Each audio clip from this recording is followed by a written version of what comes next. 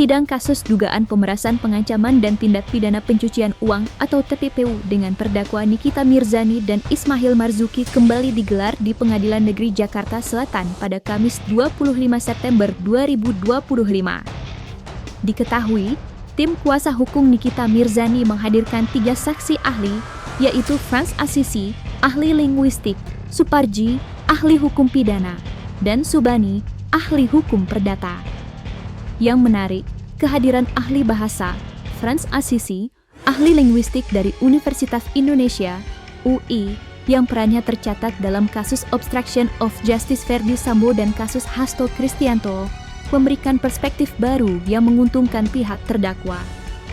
Ya, setelah menganalisis bukti percakapan WhatsApp dari 13 hingga 15 November, Frans Assisi dengan tegas menyatakan bahwa Nikita Mirzani tidak pernah berkomunikasi secara langsung dengan Reza Gladys, pihak yang diduga menjadi korban pemerasan. Dan ditafsirkan bahwa tidak ada unsur pemerasan di dalam percakapan yang dilakukan oleh Reza Gladys dan asisten Nikita Mirzani yakni Ismail Marzuki. Nikita Mirzani sontak merasa di atas angin. Ya, Nikita Mirzani mengaku puas mendengar kesaksian ahli bahasa tersebut.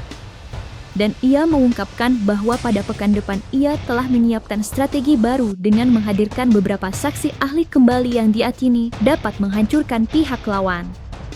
Untuk mengetahui sederet fakta terkait itu semua secara utuh dan menyeluruh, maka inilah 5 fakta Nikita Mirzani di atas angin usai ahli bahasa cabut tudingan pemerasan Reza Gladys versi Cumi Top 5.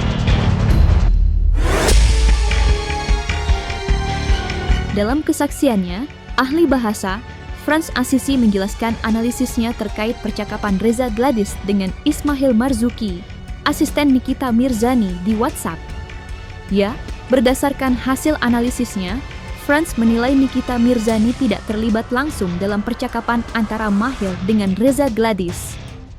Bahkan, Frans mengatakan tidak ada bukti yang menunjukkan adanya pesan dari Nikita Mirzani kepada Ismail Marzuki maupun Reza Gladys terkait dugaan pemerasan dan TPPU tersebut. Tidak ada unsur pemaksaan juga ya? Sama sekali tidak. Tadi saya tegas di sidang itu tidak ada. Oh, sama sekali tidak ada. Tidak ada. Jadi di situ ada negosiasi antara dua pihak. Bahwa satu pihak menggunakan argumen-argumen ya untuk memenangkan negosiasinya itu ya sah saja. Pemerasan tadi di dalam sidang saya katakan misalnya begini, saya akan merusak kamu ya, kamu harus membayar gitu, kamu harus membayar saya, padahal tidak ada negosiasi di dalam itu, tidak ada.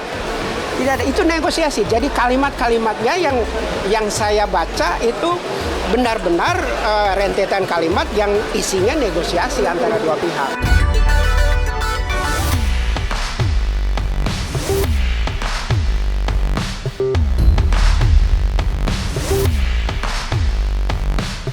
Ahli bahasa, Frans Assisi, menegaskan bahwa dari seluruh bukti yang ada, percakapan antara Reza Gladys dan Mahil tidak mengandung unsur pemerasan, melainkan hanyalah sebuah negosiasi. Frans menilai, dalam dunia bisnis, proses tawar-menawar adalah hal yang wajar. Oleh karena itu, ia menyimpulkan bahwa kasus yang menjerat Nikita Mirzani ini tidak bisa dikategorikan sebagai tindak pemerasan. Sebaliknya, percakapan tersebut justru mengarah pada negosiasi terkait kerjasama bisnis.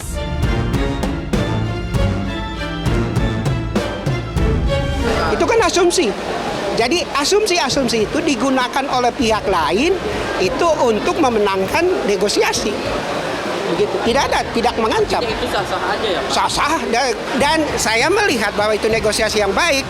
Kata-kata dari Dr. Reza itu tidak ada yang menunjukkan bahwa dia tertekan. Dia selalu mengatakan gimana baiknya lah, ya, gimana baiknya. Dan dia bersedia. Ya, dia bersedia.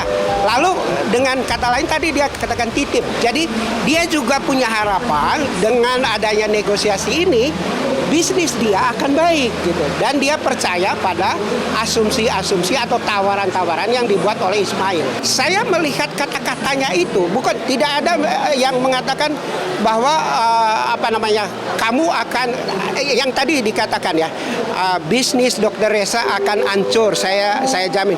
Itu asumsi gitu. Jadi asumsi itu dipakai untuk untuk membuat negosiasinya dia menang gitu. Jadi bukan mengancam gitu. Faktanya memang kalau tidak mau ya tidak apa-apa. Tapi toh dia yang menego dari mailnya berapa gitu. Tapi ya dari dokter berapa, lalu dia yang menyebut angka 4 dan itu oke, disetujui. Dan dalam bisnis memang sesuatu, dalam proses negosiasi kan ada sesuatu, tadi saya katakan tidak ada makan siang gratis dalam bisnis. Begitu. Kalau mau mendapat sesuatu ya kita harus bayar. Apapun, kita pergi ke WC aja kita harus bayar. Ya kan? Kita harus bayar. Nah, supaya nasib seseorang itu tidak rusak, tidak ini, maka dia ya berkorban. Itu demi bisnisnya dia toh.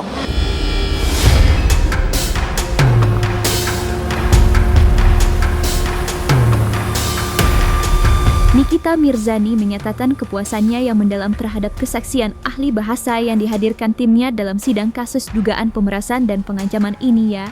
Menurutnya, ahli yang ia hadirkan memberikan pandangan yang sesuai fakta dan memiliki kualitas yang jauh lebih baik dibandingkan ahli dari Jaksa Penuntut Umum JPU. Dengan nada sesumbar, Nikmir bahkan menyebut ahli yang dihadirkan JPU tidak kompeten, sementara ahli dari pihaknya adalah sosok yang benar-benar mumpuni. Iya, sidang hari ini saksi ahli dari aku. Alhamdulillah saksi ahlinya bapak-bapaknya bisa hadir semua. Niki mau ngucapin terima kasih. Memang ini saksi ahlinya yang benar-benar ahli, bukan ahli-ahlian yang memang pendidikannya juga udah tidak bisa diragukan lagi. Beda jauh dengan saksi ahli dari JPU kemarin. Kalau JPU yang kemarin kan nggak tahu, lupa, nggak ngerti apa yang ditanya apa, jawabannya ke situ-situ lagi. Kalau ini kan enggak. Senyum karena mudah-mudahan ya saksi ahli ini didengar sama Bapak Hakim yang mulia.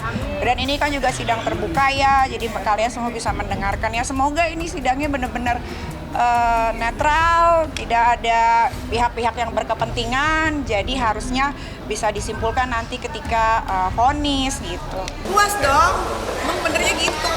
Saksi ahli itu harusnya begitu, netral. Kalau saksi ahli yang kemarin dari JPU kan semua yang ditanya apa jawabnya ke situ, tanya apa jawabnya situ, nggak tahu, lupa. Saksi ahli aku tuh ahli beneran, bukan yang di setting, bukan yang di briefing, dan bukan ahli nujum, tapi ahli sesungguhnya, profesor dari kampus ternama.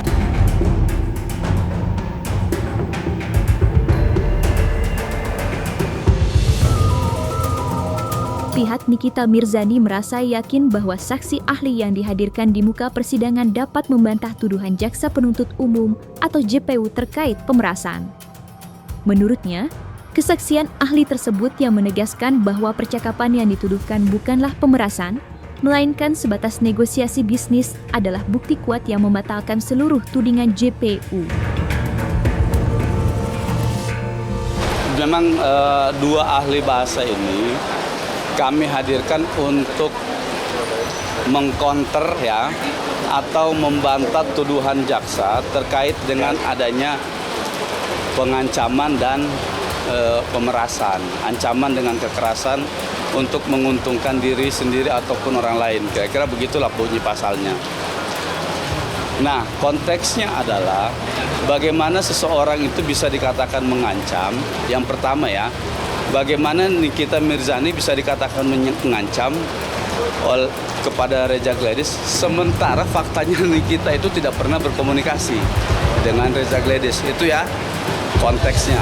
Nikita dituduh mengancam, melakukan pemerasan kepada Reza Gladys, tapi dia tidak pernah berkomunikasi. Makanya tadi ahli bahasa, ya kalau tidak ada komunikasi dengan Nikita Mirzani antara Reza dengan Gladys, terus apa yang bisa disimpulkan itu sebagai sebuah pemerasan, sebagai sebuah kekerasan, sebagai sebuah ancaman?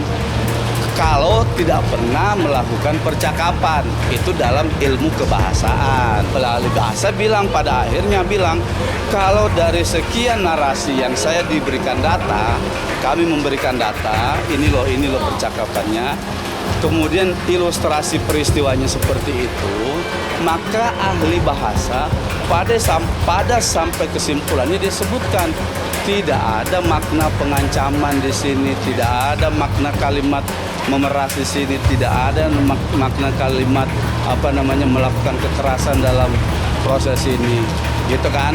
Nah, dia bilang semuanya ini adalah proses negosiasi. Bahwa itu misalnya proses negosiasi itu misalnya ada tadi kredibilitas dan segala macam, tapi itu adalah rangkaian proses negosiasi.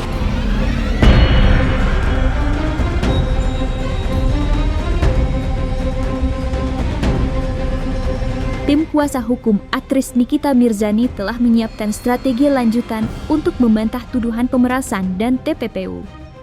Setelah menghadirkan 3 saksi ahli sebelumnya, mereka akan menghadirkan 4 saksi ahli tambahan dari berbagai bidang terkait untuk sidang pekan depan. Penambahan saksi ini menunjukkan keseriusan pihak Nikita Mirzani dalam membuktikan bahwa kliennya tidak bersalah. Rencana kan 4. Ahli yang kami hadirkan itu rencana 4. ITE khusus di bidang hukum ITE. Begitupun dengan TPPU, karena ini ada dalam dakwaan, kami juga menghadirkan khusus ahli di bidang TPPU. Dia tidak akan berbicara pidana umum lagi, tidak akan berbicara pidana 369 ITE. Begitupun dengan ITE, dia tidak berbicara TPPU, dia tidak berbicara pasal 369 pidana umumnya. Nah, jadi kami mau menspesifikkan ini benar-benar adakah rangkaian hukum atau peristiwa hukum yang mengarah pada dugaan tindak pidana pencucian uang ini. Ya, kalau misal meringankan nanti soal kewenangan hakim. Hakim yang bisa mengambil keputusan apakah ini bisa diambil sebagai pertimbangan hukumnya, apakah ini bisa ditolak atau tidak diterima menjadi pertimbangan hukum, itu kewenangan sepenuhnya di majelis hakim. Kami penasihat hukum ya menyajikan sebuah analisa hukum yang diperoleh dari keterangan ahli ini, sehingga dari keterangan ahli semua yang kami hadirkan itu bisa membuat terang sebuah persoalan.